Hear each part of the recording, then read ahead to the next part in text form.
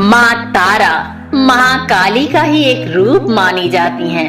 तारा का अर्थ है तारने वाली, यानी जो भवसागर से नौका पार कराती हैं।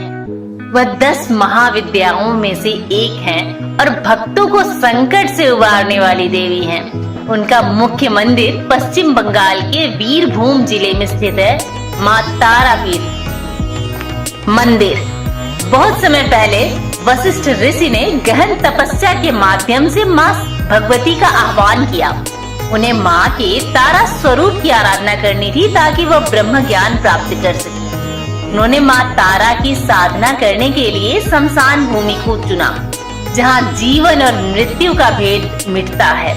उन्होंने वर्षों तक कड़ी साधना की। अंत में माँ प्रसन्न हुई और उन्हें ब्रह्म विद्या का ज्ञान दिया।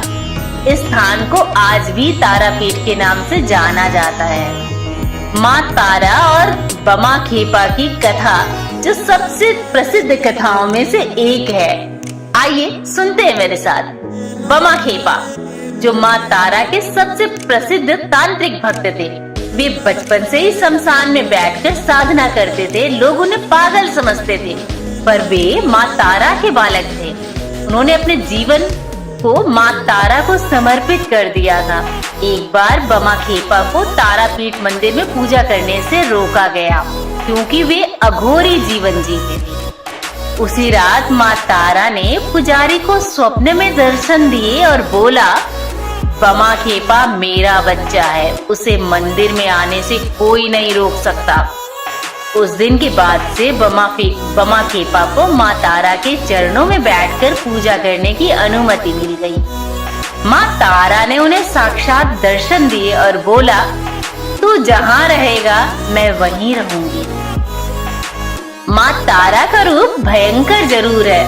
नीले रंग की काया, गले में नरमुंड माला, एक हाथ में खप्पर खोपड़ी का पात, दूसरे में कटार। लेकिन वो माँ है जो अपने भक्तों को संकट से तार देती हैं। उनका एक स्तन शिव को दूध पिलाते समय झुक जाता है। ये रूप हमें ये बताता है कि माँ तारा क्रोध में भी करुणा की मूर्ति हैं। शमशान साधना में माँ तारा की विशेष उपासना होती है। उन्हें नीला कमल, काली उड़द, नीला वस्त्र और शुद्ध घी का दीपक अर्पित किया जाता है। तारापीठ में हर रोज सैकड़ों लोग चमत्कारिक उपचार और आशीर्वाद के लिए माँ तारा के दर्शन करने आते हैं। तो हमें संदेश ये मिलता है इस कथा से कि माँ तारा जीवन और मृत्यु दोनों से पार कराने वाली है, तारने वाली देवी है।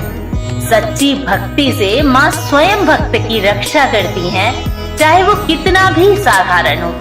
माँ क्रोध में भी ममतामयी होती हैं। बस हमें उन्हें श्रद्धा और समर्पण से पुकारना होता है।